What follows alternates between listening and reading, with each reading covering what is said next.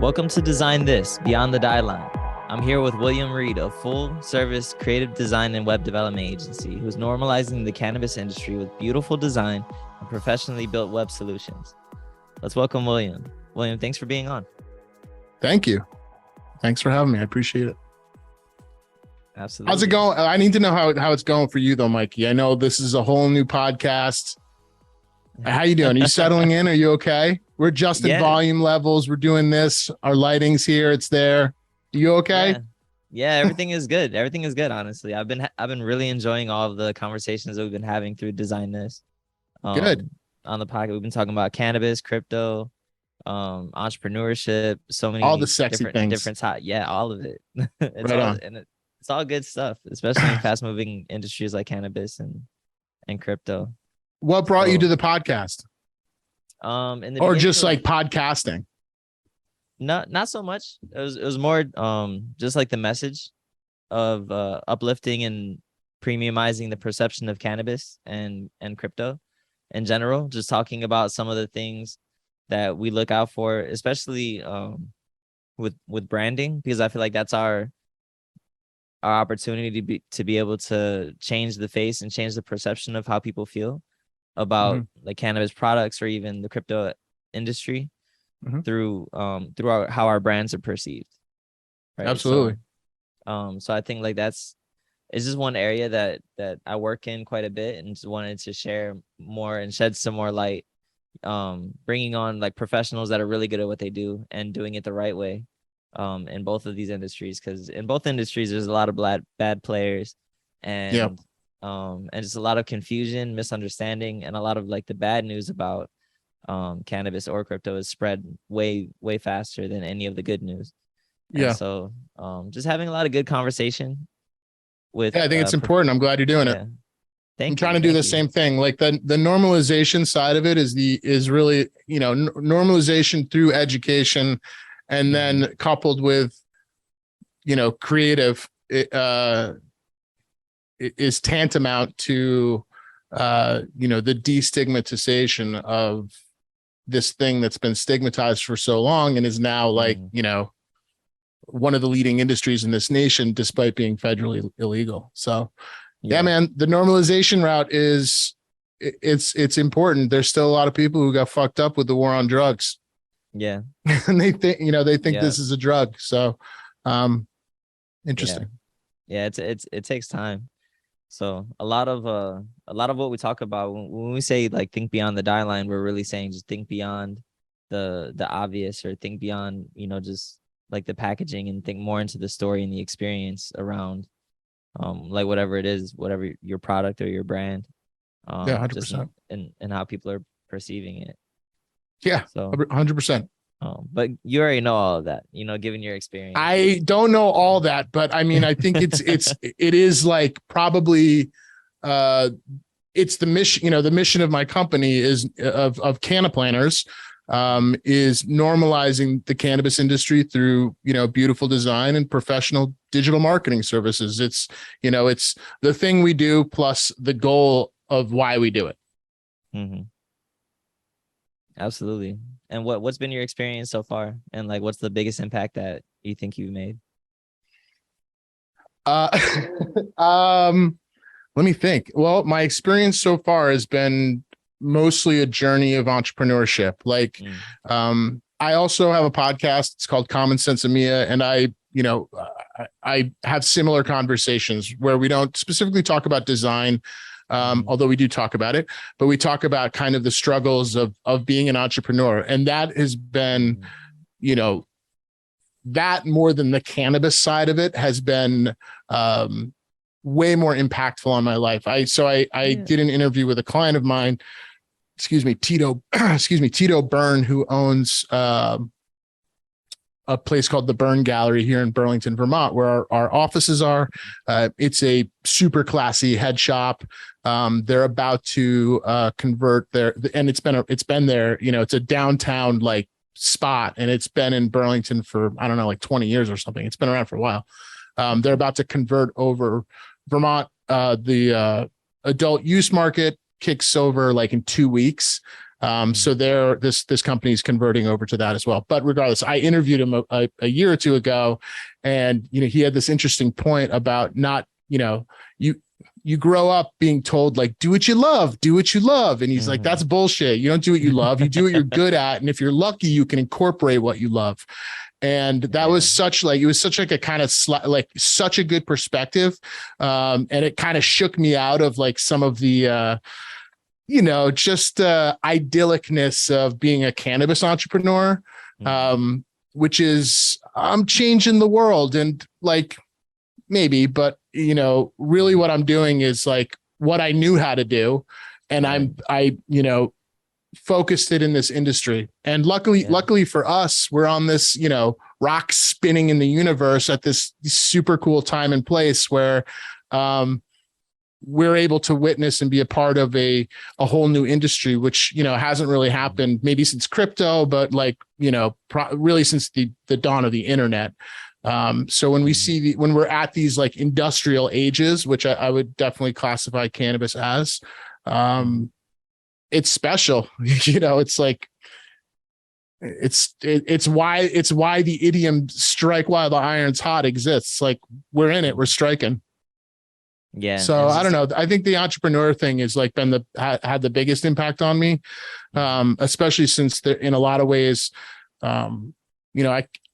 I can operate like a, quote, normal entrepreneur. And in other ways, I have to really like help my clients who are actual plant touching companies in not being able to operate like a air quote normal business. Mm-hmm. Yeah. You mentioned something good there about like doing what you're good at. And I think in order to do that, you have to ask yourself, like, what's the most meaningful way that you can contribute? Yep. Right.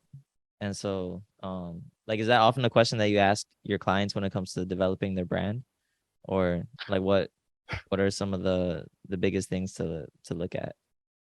Yeah. So truth be told, I'm years past the point where like I'm actually like knee deep in the creative work. My day to day now is more like the CEO's side of things, where like I'm figuring out health insurance for the company, or like I'm, filing tax, like all that stuff that like I probably dreaded doing like for years. I love doing, the because not it so means like glamorous part of being an entrepreneur. Yeah, totally. But what it means is like I have the other shit kind of taken care of, right? Like, so the customer service, client facing, like the team I have behind me, a lot of them, my creative director, who really should be on this podcast, my creative director I've known for like 22 years, like we were in a band together when we were in our 20s, after college, and we toured the country. So yeah, like we've got a kind of a gang here. It's like the creative island of misfit toys gang of like, digital marketers and creative people who didn't quite fit into like the mainstream world. Like not everybody in this company smokes weed, like I would say, in fact, most people in this company like don't, at least I do, but not, what I mean? So there was a reason they fit here. It's like, we're professional rock and rollers. Nice. So maybe talk about that for a second, because it sounds like you have a really good company culture that it takes time to build and is even hard to preserve. So like how do you keep that as you grow? Dude, it's really hard, and it's been something I've been thinking about constantly, because we are growing. That I would say like that exact thing is one of the creative lanes that I can still keep myself in. Like I'm in charge of hiring new people, bringing on new talent. I'm in charge of, really the sales strategy and those things. So making sure that our company culture, which I would say we're still such in the infancy of this company that like, I don't even know what that defines. Like I could take you on a tour of this office right now, and it would feel mostly like an apartment building. Just, it's couches and chairs and little college refrigerators as opposed to like rows of desks right now. And I think that was like my thought on the culture is like, in a time where people don't, it's basically a social requirement for companies to offer remote positions. So like in that, post COVID or whatever, if we're still, I don't even know, like post, pandemic, when all the companies went remote, like that's sort of like, you have to do that now. So it's important to me to at least create an atmosphere that's comfortable, that, speaks to who we are as individuals. I have a certain aesthetic, so maintaining that, making sure it's like, I don't want this to be this is still cannabis, right? So like, and this is, we're still we're a creative company. So I'm trying to avoid stuffiness. I'm trying to avoid drama. Like it's impossible, but we're doing our best to avoid just, culture is for sure important, and we're still figuring it out for sure. Yeah. Well, as you were speaking about things to avoid, like I think that's probably good advice for anyone that might be listening. Any people that are asking themselves some of these questions for their own businesses, like what are some of the things that they should avoid as they grow their business? Avoid. Or as I can't tell you specific things to avoid, but I will say that your gut is the smartest part of your body. So like, the fight or flight reflex, it like is way bigger than, fighting, right? Yeah. Like it boils down to business decisions, logic. Like there's a strict algorithm that your body plays when it comes to making decisions. And I think that if you're an intelligent person and you're self-aware, that your brain and gut will tell you exactly what to do. Like at some point, and because this is cannabis and because it's sexy and a lot of people want in on it, and there is this like long history of a legacy market that's now coming into it, there is a developing business acumen, right? So it's not quite the same or as, let's say, mature as anywhere else. So you have to learn how to set expectations and all that stuff. But what happens is you learn to basically see the red flags, right? When it comes to maybe sales and because your clients for sure play into your company culture. And I'll tell you what I mean. Like I was one of those entrepreneurs who like thought I thought I was smarter than my bosses. Like before I started my own company, I was kind of that arrogant asshole. Yeah. But I was able to back it up. So part of that's the important part. Yeah, exactly. I mean, the jury's still out on that, but I'm still in it, but I had the follow through. But you learn quickly like what those red flags are going to be, and you can but I was going to say, like, the clients you pick to work with will impact your company culture. And what I was going to say is, like, coming out of, a 9 to 5, I knew that I didn't want to work with clients. I call it shower fighting. And it's when you're in the shower and you're washing your hair and you're like, fuck that client. Like, oh, I hate that guy. This is what I should have said to that client or whatever. Like, I was like, I'm going to start CannaPlanners. And if any of my employees are like going through that, fuck them. We're going to axe them. We're going to get rid of that client because that's affecting the company culture. So going back to your previous question is like, it's a lot more than like what posters I hang on the wall and like what furniture I choose to, like put in the office. It's also like who we choose to work with. Which is why now we have a sales team that's able to like really take clients through discovery, make sure they know what they're talking about, make sure that they can pay their bills, which is, it sounds silly, but that's a qualification for a client. If they're like, hey, can I pay you next year? No, call us next year. Right. Yeah, exactly. Yeah. So you're in a unique position as a service to the industry. I mean, all of your clients, they're coming to you for help. Right. Yeah. So I guess my question is like, what's the biggest challenge that you've seen one of your clients overcome? I mean, COVID, dude. And I don't know that it's even overcome, but COVID was a double-edged sword. It killed a lot of companies and it birthed a lot of companies. Recessions, which the aftermath of the quarantine, while it was brief, I'll consider, even during quarantine, that recessionary time, people lost their jobs. People who maybe had small, because that was like right after the Farm Bill, man. So there was like, tons of CBD companies, small mom and pop shops or CPGs, like tons of them that just, they had to close their doors.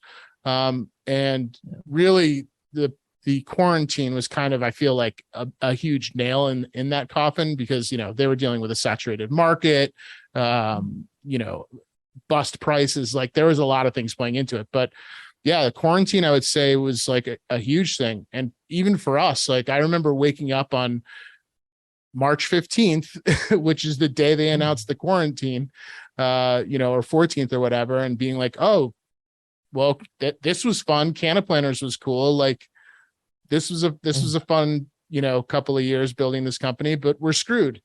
And then really like letting my logical brain kind of play it out and pivot, so for us, we pivoted slightly, and we were able to offer a different product to our clients that was, basically the same thing, but more of a turnkey version of it for our web products. Okay. And luckily, like not only did it save us, but it's turned into one of our biggest products still. Yeah. So like I would say, yeah, it's not like banking. Like banking sucks. It's not that. It's not like, it's just the grind of being a business. Like at this exact time on this planet, it's like we got hit with like this crazy thing that no one alive had ever experienced. You know what I mean? Yeah, like, right. hey, world, only in stay at movies. home. Yeah, exactly. Like so weird. So like just trying to, get through that was tough. It was, I was all of a sudden a psychologist. In addition, that was a new hat that I was wearing, was like client psychologist. Yeah, that makes sense. You know what I mean? Yeah. Just dishing out therapy. Yeah. It's gonna be okay. It's gonna be okay. Yeah. Well, for some of my clients, it wasn't okay. Which was true to an extent. It just took time, right? And then for those that were able to pivot and evolve, it's kind of like you said, like you kind of unearth new opportunities that you might not have otherwise. Well, dude, that's the entrepreneur's journey. I feel like it's like, like throw a pandemic at me. Like, what am I gonna do? Like, I have no choice. Like, what am I gonna do? Like, I gotta, whatever you're gonna throw at me. Like, I know that I have to like find a way to survive. I gotta duck and weave, or else it's over, right? And then what am I gonna do? Like, get a job? Give me a break. Not gonna happen. I'm a terrible employee. Man, I feel you on that one. So now that we're through the pandemic and like we've survived, we're looking forward to the future. And there's a lot of new things happening, new tech with Web3, all the new Web3 technology, and then all of the progress that's happening in cannabis. Like where do you see the opportunities? I mean, dude, it's still in its infancy. Like, I don't even know. Like right now, like the focus is on, for us, it's capturing markets as they come online. Right. So for example, our backyard, so take it back a step further. At the beginning, when I started this company up until like the beginning of pandemic, so that was, like 3 years or so, we were only focused really on, we had a couple adult use clients, maybe like 5, but our main focus was CBD. And that changed at the beginning of the pandemic, because we knew that, the market was, we saw the market tanking. We saw our clients' revenue streams just like going through the basement floor. We saw all those things because we were controlling all their websites. So we had all this data as to like what the market was doing. Yeah. So we, in addition to like our product pivot, we also did a persona pivot. So we figured out, okay, we've learned what we can from the CBD industry, like, and we still work with lots of CBD companies. We still take on CBD clients, but our focus turned to the adult use market. And that took us out of the American farmland, so to speak, and more into a national company. We were able to capture way more markets. So to go back to your question, I think like, I don't know what's exciting about the industry yet, because like it's still barely an industry nationally speaking. Like, it's an industry, but it's still a baby industry. So I'm excited for the industry. I'm excited that it's happening. And I'm excited it's growing. And every time a state pops off, it's, an opportunity for us to start spreading the message of normalization and how we approach it to a whole new crew of people. Mm-hmm. So one of the things I like to talk about is dreams. Like even with clients, like the power of visualizing. Dude, I smoke weed, dude. I haven't dreamed in years. Well, I get. I guess my question is, but take me through it. We daydream sometimes too. You can Sure, dream with your eyes open. Yeah, totally. So I guess my question is just like you've accomplished so much already with the company and everything that you've done so far and are still doing today. So like what would be your dream for what you want to accomplish next? Yeah, so my selfish dream as an entrepreneur is to double the company. So this year we reached a head count of 13. We tripled our output from last year with only 2 more people. Mm-hmm. And we more than doubled our revenue, like way more than doubled our revenue. So the goal is to, congratulations. Thank you. But that's the dream, is like, I want it, like, I still have this chip on my shoulder where no matter the milestone, it's not good.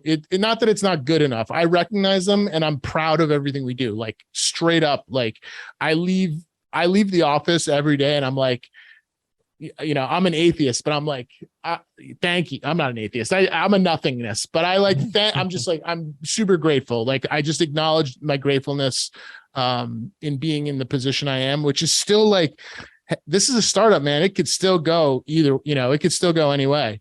But I have that chip on my shoulder where like the milestone, there's another, I'm always aware of another milestone, right? Like it can only be another milestone. So while I recognize, those milestones, there's always going to be another one. So the other one right now is like I mentioned earlier in the podcast, like, the CEO duties of health insurance. That was big for me this year. I set that goal for at the beginning of 2022. This was, in Vermont, you don't have to legally offer insurance to your employees until you have a 50 person head count. We have 12, 13 people here, but it's in like validating the company as like a quote real company. Like I'm trying to like make that foundation as thick and strong as possible. So we're coming out of a really big growth year, and we're going to capitalize on it by adding some new people, hitting some new markets, and continuing to put out some good work, I hope. Awesome. What's been your favorite project so far? Let's see. What's been my favorite project so far? So I've got a couple. So one is Big Poppy's brand. So we David Ortiz of the Boston Red Sox, Hall of Fame baseball player. There's a bunch of celebrity brands in the industry right now, and we're going to see way more and more and more.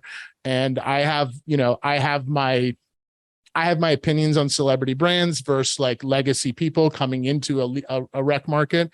It's going to happen. But thank God for Big Poppy, like as a New Englander, like that was a cool project to work on. Nice. Conversely, like same exact thing, but the opposite, the legacy side of it, ChemDog. So I'm a kid of the 90s. I like grew up on, fish, going on fish tour and seeing music and live concerts, and the legend of this dude ChemDog and this, back then we called it Kind Bud, right? Like we were children. but like this dude he was just a ghost on Fish Lot. Like you never would see him, and he would like he would only sell you like a gram or 2 grams because everybody wanted it, chem weed. And we just launched his website a couple weeks ago, and that was cool. So I got like both sides of the celebrity spectrum, like the actual like Hall of Fame athletic celebrity, and then like the the infamous celebrity almost. So those have been really cool projects. The amount of so like not all of our clients come to us for creative or for web. Sometimes we do the whole kind of creative and digital ecosphere for a client, but not always. So like Poppy and Chem, like we didn't do any creative for them, just their web. So that was cool. But on the creative side of things, I don't have anything in particular because, man, we must have built like 50 brands so far this year. But what I will say is I've mentioned that the state of Vermont, where we're at, is about to pop off in like 2 weeks from today, October 1st. So this state is about to be the mark of CannaPlanners is about to be all over the state because we've, our fingerprint and creative touch is on, most of the dispensaries here in some capacity. So that's something that's just like an ego thing of being able to go to the dispensary where like I made the thing, or my team made the thing. I love that. But that's always a cool moment for a designer. I remember like, especially as a young designer, the first time that you see something that you designed out there being used by real people, in the real world. Totally. And the reaction that you see, when people come face to face with something that was designed for them. That doesn't go away. It's always a really cool My wife and I were coming home from the beach last weekend, the Jersey Shore back up to Vermont. And we were on, 91 or whatever, going through Western Massachusetts. And they're like one of those big digital billboards is on the side of the road and it's changing. And I'm driving, so I'm not really paying attention, but my periphery sees in the digital billboard, like it's a dispensary that we work with and created the brand. And I'm like, oh, and my wife's in the path. She's like dozing off. I'm like, fuck, Kate, you take a picture. Like I almost crashed a car. My wife's like, what the fuck? So like that stuff doesn't get old, and you'll go as far as to almost kill yourself and your wife and your 2 dogs to get a picture of the, of the work you did. Man, it sounds like you're doing some amazing work, and it's only going to keep getting better. It sounds like you're very ambitious and driving forward into the future with your company and your team. It sounds like you have an amazing team. So I'm excited. Luckily my ambition is matched by the, just the level of professionalism and creative output that my team is able to accomplish. Like, I think that this thing wouldn't exist if there wasn't buy-in from the team, because we are overworked, dude. Like we are overworked and we are all underpaid, all of us, like, and that's just a creative's journey is like, I don't know if you pay attention to Chris Doe and kind of the future, but like, he's always challenging creatives to reassess their value, and it's always way more than they think it is. And that's true when you're a company too, man. You're like, I am not guilty of this. I will always be like, make sure that estimate's correct. Like double check that. Are you sure? Like we've done something like this before and it was triple what you're saying, so there's a realism, like making sure that we're you got to know your worth, man. And like, knowing your worth is actually the best, going back to where we started, like that red flag, trusting your gut, knowing your worth to the penny is the best way to avoid client bullshit. Price can act as a barrier in a good way. Like if a client doesn't, or a potential client, doesn't understand the value of creative work, which, geez, man, like even after all these years, we're still like, this is still part of our sales pitch, is trying to iterate the always right. The long-term value of what we're building here.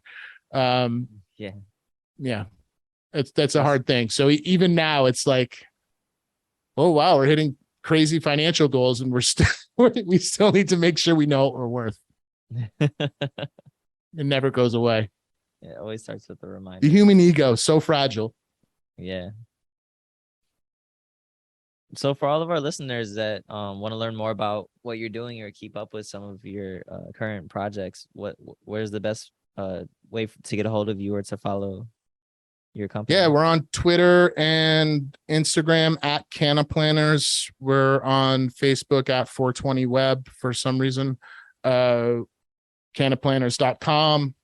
You can find, I'm very active on LinkedIn. So you can find me there. Will Reed. Awesome. Well, thank you for joining us today, Will. I definitely, yeah, my pleasure, Mike. Appreciate the conversation and the absolutely the honesty is really hell yeah, dude. And best of luck to you on your new podcasting venture. And I hope you crush it in the future, bro. Thank you. Absolutely. I will. I'll keep you posted. You better. I'll hold you to it. You can download episodes of Design This Beyond the Dieline. Look for all of our episodes by going to cannabisradio.com or subscribe to the show on Apple Podcasts, Amazon, Spotify, and iHeartRadio. Until next time, always think beyond the Dieline.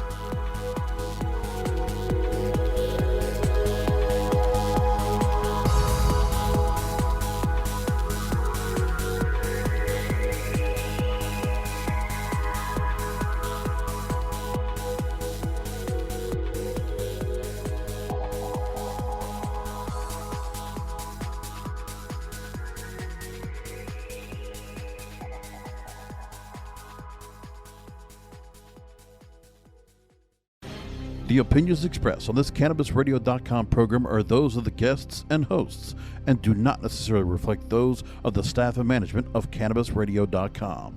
Any rebroadcast, republication, or retransmission of this program without proper consent is prohibited.